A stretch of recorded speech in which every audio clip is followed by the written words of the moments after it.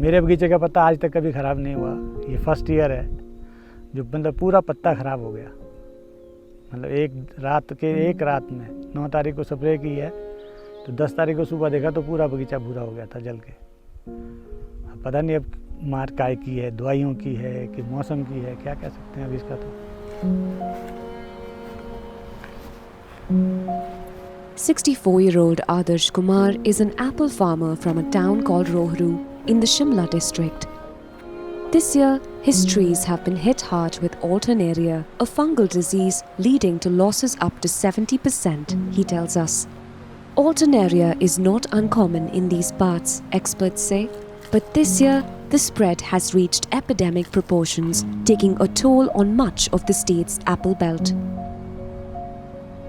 In a state where over 500,000 people depend on apple farming, any disease outbreak could have severe repercussions. देखो जी, पर्यावरण तो बदल ही रहा है, क्योंकि सबसे पहले तो बात आती है मतलब विंटर्स की। सर्दियों में यहाँ 4-4, 5-5 फुट बर्फ़ पड़ती थी, तो इस साल देखो अब आधा फुट बर्फ़ पड़ी हुई है। तो इतना फ़र्क तो वैसे ही आ गया। जब बर्फ़ ही नहीं पड़ेगी तो सॉइल में नमी कहाँ से जाएगी? जितनी आपकी बर्फ़ ज़्यादा पड़ेगी उतनी सॉइल नमी ज़्यादा लेगी। आपकी बरसात चाहे जितनी मर्जी हो जाए उससे नमी नहीं जाती है नीचे, क्योंकि वो तो पानी ऊपर से बह जाता है। बर्फ़ कैसा है, बर्फ़ पड़े तो आराम से पिघलती है और आराम से रुचती है ज़मीन में, तो उससे हमारे को नमी काफ़ी देर रहती है। हमें मतलब फिर इतनी ज़्यादा बरसात की भी ज़रूरत नहीं होती।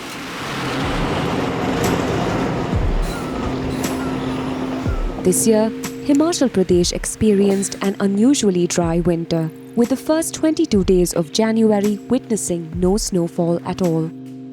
हमने देखा कि काफ़ी जो हाई एल्टीट्यूड पे जो ऑर्चर्ड्स थे वहाँ पे अल्टरनेरिया का काफ़ी ज़्यादा इश्यूज़ रहे, काफ़ी इंसिडेंसेस रहे उस पर। तो उसका मेन जो हमें रीज़न्स जो जब हमने इसके पीछे देखा कि क्या क्या रीज़न्स रहे हैं, तो ड्राउट कंडीशंस, विंटर ऑनवर्ड्स जो ड्राउट कंडीशंस रहे, प्लांट हमारे स्ट्रेस में रहे। Dr. Usha Sharma is a senior scientist at Shimla's Krishi Vigyan Kendra.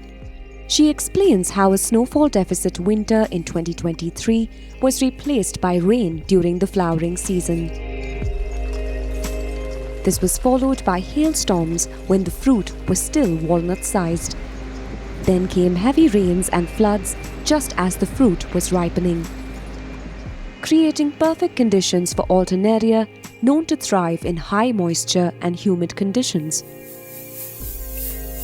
The spread of fungal diseases in the state has been driving farmers to resort to unusually high doses of chemical pesticides. Adarsh himself confesses to have increased spraying chemicals to 15 to 20 times a season. 83 में जब scab लगा उसके बाद से हमारे मतलब थोड़ी spray ज़्यादा बढ़ गई, क्योंकि 83 में यहाँ स्कैब बहुत ज़्यादा फैल गई थी, तो उससे मतलब काफ़ी फ़र्क पड़ा। फिर तो स्प्रे उसके बाद तो चली फंगीसाइड की स्प्रे 3-3, 4-4 स्प्रे। शुरू में 6-7 का था रेशियो, वो क्या नाम इसका, शेड्यूल इनका। अब तो 15-15, 20-20 स्प्रे कर रहे हैं लोग।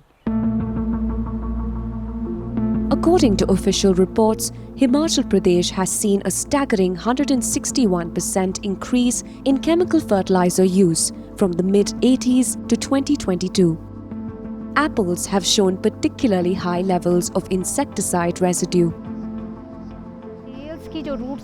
Dr. Sharma points out how a lifestyle shift amongst the community has also played a role in farmers moving away from traditional organic practices like the use of FYM or farmland manure, made typically from decomposed farm waste like cattle dung, urine, straw and leaves.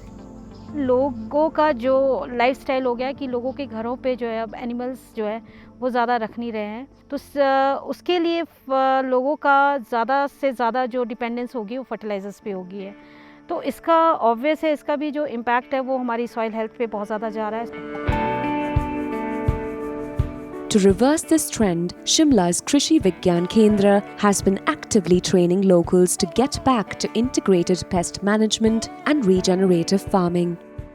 From making natural inputs available to offering vocational training, Krishi Vigyan Kendra has been trying to reach last-mile farmers through FPOs and cooperatives.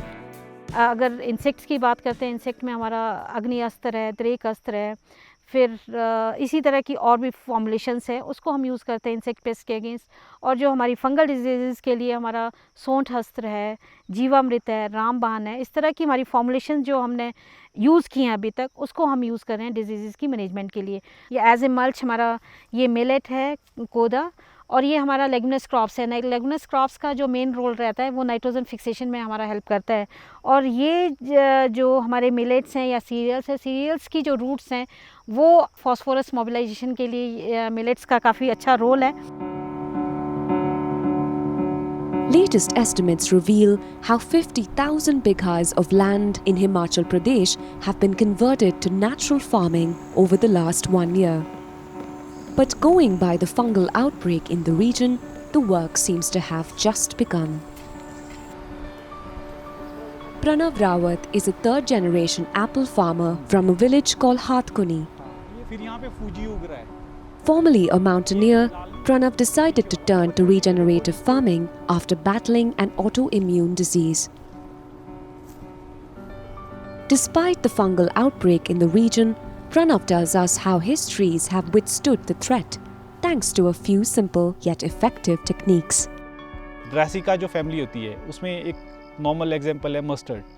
तो मैं क्या करता हूँ winter में as a cover crop, cover करने के लिए ground को ब्रासिकाज उगाता हूँ।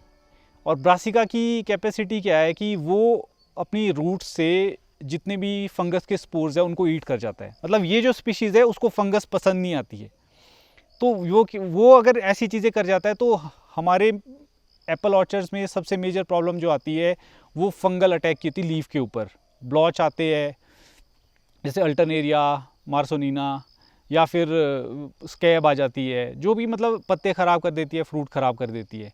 तो वो सीज़न समाप्त होने के बाद पत्ते नीचे झड़ जाते हैं, उसी के साथ वो फंगस भी सॉइल के अंदर चली जाती है और ये सॉइल बॉर्न डिजीज़ है। अब हम क्या करते हैं, सॉइल के ऊपर काम करते हैं, हम उसके अंदर ब्रासिकास को बीज देते हैं। क्योंकि अभी ऑलमोस्ट हार्वेस्ट ख़त्म हो चुका है अभी बाकी जगह से, तो बीच में इसमें फोकिंग करवा दी थी। अब बारिश का वेट करें, जैसी बारिश आएगी इसमें हम कवर क्रॉप डाल देंगे। Pranav also practices crop rotations and cross-planting as natural pest control mechanisms. उसमें पहला जो प्रॉब्लम है जो हम लोग अभी फेस कर रहे हैं वो है मोनोक्रॉपिंग का। मोनोक्रॉपिंग का क्यों है कि हर जगह पे एक ही तरह का प्लांट लगा हुआ है एप्पल, ठीक है। तो अगर एक डिजीज़ एक प्लांट में आती है तो उसका स्प्रेड होना बहुत आसान है। लेकिन नेचुरल सिस्टम में ऐसा नहीं होता है। अगर एक ये ट्री पाइन का लगा है तो दूसरा ओक का लगा है, नीचे ग्रास भी डिफरेंट स्पीशीज़ की लगी हुई है। तो अगर पाइन में कुछ दिक्कत आती है तो ज़रूरी नहीं है ओक के ऊपर उसका इम्पैक्ट पड़े।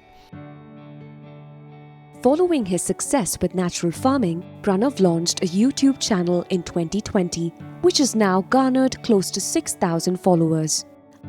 केमिकल फार्मिंग में एक चीज़ बोली जाती है कि आपको ये स्प्रे करनी है और आपने बीमारी ख़त्म कर दी। बीमारी कभी ख़त्म नहीं हो सकती। जो बीमारी है, डिजीज़ है, वो भी एक लिविंग ऑर्गेनिज्म है, वो भी एक रेजिस्टेंस लेके आ जाएगा। धीरे धीरे 2, 3, 4 साल के बाद उस दवाई का असर ख़त्म हो जाएगा, फिर उससे भी हार्श केमिकल आने लग जाएंगे। वो जो साइंटिस्ट बता रहे हैं उनकी बातें लोगों तक नहीं पहुंच पा रही है। इसी वजह से ये जो सिस्टम, ये कम्युनिटी बन रही है रीजनरेटिव की, कि हम कौन सी चीज़ें नेचुरली उसको कंट्रोल कर सके। Among those inspired by Pranav is his neighbor Pankaj. Initially reluctant to engage in apple farming because of the reliance on chemicals, Pankaj now practices regenerative farming on his 20 bigha farmland.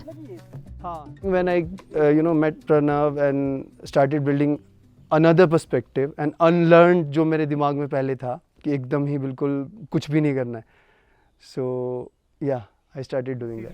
And when I came back from Hyderabad to do farming here, so मैंने exactly यही किया। एक साल कुछ भी नहीं किया। I just kept it like this कि कोई spray नहीं करनी, कुछ भी नहीं करना। I just wanted to observe it कि क्या हो रहा है। Meanwhile, Adarsh reflects on a simpler time when chemicals had no role in farming. मार्च अप्रैल में फूल लग गए, सेब लग गए, उसके बाद हम कुछ नहीं करते थे। लास्ट में सिर्फ हार्वेस्टिंग होती थी। अब तो ये समझो कि आप जो 12 महीने 12 घंटे मतलब 24 घंटे बगीचे की केयर करेगा वही सक्सेस होगा, नहीं तो बहुत मुश्किल है। क्योंकि डिजीज़ बहुत ज़्यादा हो गई है, बीमारियां बहुत ज़्यादा बढ़ गई है, सॉइल हमने खादों से ख़त्म कर चुके हैं। Convinced that natural farming remains the only hope for long-term success, he offers some friendly advice to the next generation. आगे नई जनरेशन को तभी फ़ायदा अगर वो सोचेंगे, जब नहीं सोचेंगे तो फिर तो बहुत आगे बहुत मुश्किल हो जाएगा। अब तो आप ये समझो कि बागवानी करना आसान नहीं रहा।